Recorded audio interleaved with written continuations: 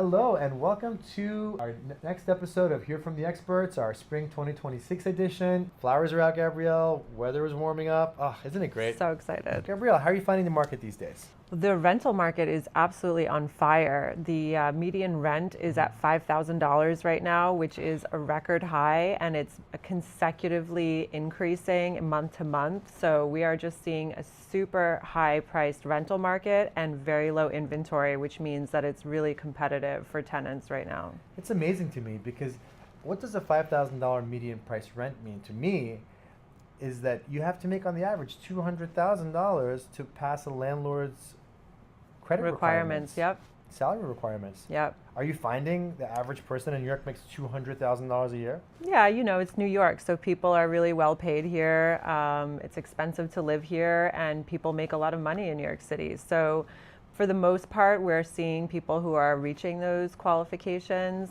But sometimes you have students or young professionals that are just starting out with their careers and they don't make the threshold, right. The 40 times the rent threshold. So in that case, they have to get a guarantor. We're seeing a lot of guarantor services right now. So people that don't necessarily have a family member that can be their guarantor, there's companies that will charge a fee to be your guarantor. So we're seeing a lot of that right now. It's a good business in this environment. It is. Rental environment. Wow. Yeah. Iman, what are you seeing in the market? It is such an interesting market. I've been in the industry now for 24 years, and what I can tell you is it's a very unusual market. And when I say that, there's a short supply of condos and co-ops that have come on the market. Historically, this time of the year, we see listings climb. Spring is the biggest selling season of the year, so people are listing, they're looking for buyers, but we're about 2,000 units under inventory. We usually have about 7,000 units, we have 5,000 units. So what's happening is well-priced apartments that are nicely renovated in good buildings are drawing multiple offers and selling relatively quick, but apartments that are priced too high are sitting. The high interest rates are putting a cap on what people are prepared to pay for those high-priced apartments. And what about apartments that need renovations? Renovation apartments, because of the cost of renovations skyrocketing ever since the pandemic, like they never went down. And it's causing people to do their numbers and realize that stacking a higher mortgage payment, factoring in the higher renovation cost, is starting to become very expensive. So they're putting pressure on what the apartments should sell for. So apartments that need renovations are having trouble selling at the prices that they need. They're having to be heavily discounted. Makes sense. Yeah. Gabrielle, let's talk about this new pied-à-terre tax. Man, this has caused a lot of stir in the media. Everyone's talking about it on every publication. Every publication. The journalists are like just talking about it nonstop. And it's an interesting topic because it's for buyers of properties 5 million and over. They're projecting it's going to affect 13,000 properties in New York City. Mm-hmm. But Governor Hochul is dreaming of a $500 million surplus of money that will come into the city from this pied-à-terre tax if it passes. But what's interesting is New York already collects more than half of its income from property taxes. Mm-hmm. So this will further boost it. And what's interesting is that right now, based on all the social programs that they have into place, New York City's short about, I think we're $116 billion budget, and I think we have like 111 or 12. So we're like, I think we're like $4 or $5 billion off. So 500 million will help. It's not going to solve the problem. Mm-hmm. But what are you seeing about it, Gabrielle? How are you finding the effect on the market? Yeah, I'm in the middle of it right now. I'm currently negotiating a deal with a buyer. I'm representing the buyer who's buying a beautiful apartment in SoHo, super prime location, gorgeous apartment that is done to the nines, fully renovated. And so it's a really hot property. One day on the market, and they already had like people lined up to see it, people wanting to make offers sight unseen. So it's one of those really in-demand properties. So we were able to get the buyers in.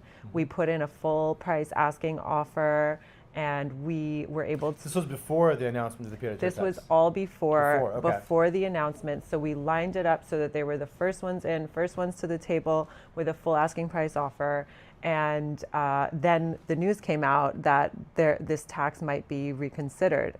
And it really put a damper on the whole situation because the buyer is concerned now. He's concerned that Is this going to affect the valuation of this property? Am I overpaying? Is there going to be a price correction for the luxury market? We're looking at potentially reducing our offer, which is crazy for an apartment that's usually in such high demand. And I don't know if that's going to work out for him, because there's people waiting to buy this. Like, they're going to, if, you know, they're just going to move on to another buyer. We might lose this deal.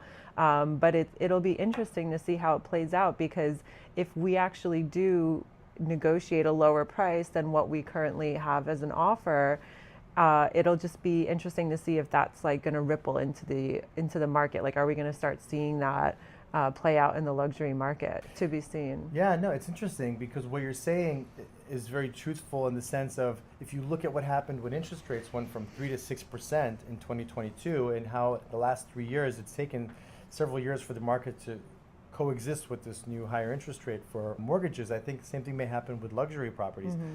Although 5 million and plus properties are not all created equal. The one you're negotiating has very high demand, multiple it's very people special. interested. But suppose you had a $5 million property that you were negotiating on, and it was on the market a while, and you were the only bidder, you might actually be able to pre-negotiate a better deal. There are certainly cases where you would have more leverage in a situation like this. So I think it'll be interesting to see, because the inventory, like you said, is so low right now, especially for prime properties that are super renovated, don't need any work, and are in amazing locations. Like, there's just not a lot of inventory. It'll be interesting to see if this news actually moves the dial on anything. Yeah, it feels like people that are buying $5 million properties as their second or third home, they're worth enough money that if there is some increase in their carrying charges for the property via property taxes, that they'll just pay it. Yeah. If they want to be in New York, they'll pay it. So I agree. It's not going to, I think, crash the market, but it might correct the market some. Slightly, maybe. So Iman, we just heard from State Comptroller DiNapoli that the Wall Street bonus pool just hit $49 billion, which is a record for Manhattan bonuses.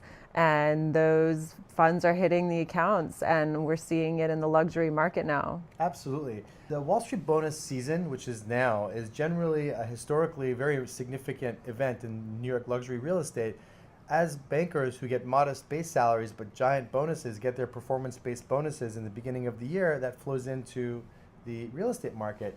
And what I'm seeing is that a lot of my sellers who were toying around with the idea of buying another property, but they were holding back to see how much their Wall Street bonus was going to be. And when they figured it out, they decided, all right, it's time to go and shop. And they found something to buy, and now they're listing. I feel like it's going to bring in some relief into our undersupplied inventory. Yeah, that's really good news. What are you seeing?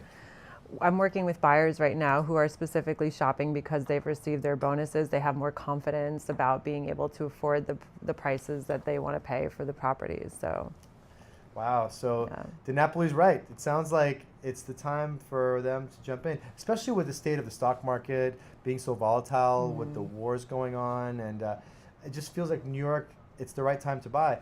I feel like once interest rates cool off, which they will cool off, the market's going to appreciate in value. And I think a lot of smart Wall Streeters are aware of that, which is why they're jumping in and taking advantage of putting their record bonuses into the luxury market. Absolutely. So let's talk mortgages.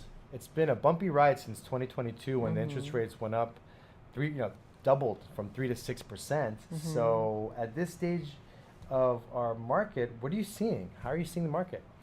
Yeah, I mean, I've seen buyers waiting for so long, hoping that the rates would come down again to, get a 4 handle, which is, we're probably never going to see that again. Even 5% is like still, we're far from that. I just did a 5% deal.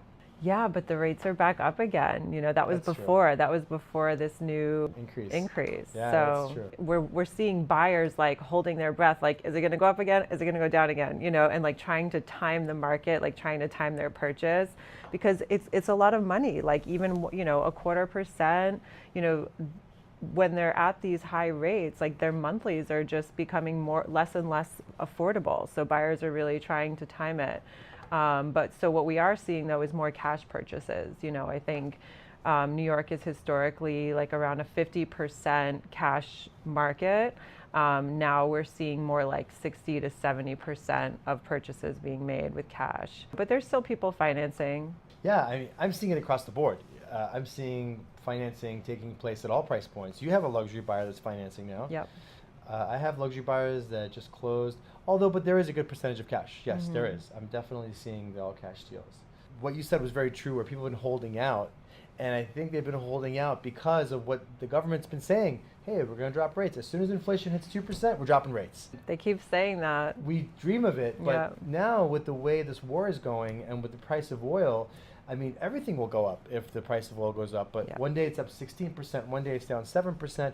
But if you take a step back and look at the implications of what's going on, the reality is, I think the buyers have become accustomed to 6-7% interest rates, and the ones that are going to finance are going to go ahead and do it, regardless of if the rate's at 6.2 or 6.5. I think we're past that stage back in 22 where the market had the big jump and there was sticker shock. It's definitely become the new normal. And that concludes our discussion about the spring market. Thank you all for watching.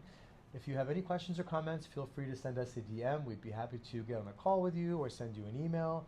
And if you'd like some really useful and resourceful information, feel free to visit our website at thebacodariTeam.com. We have a lot of great tools there for you and all the listings in Manhattan for your viewing enjoyment. Thanks so much for watching. Thank you.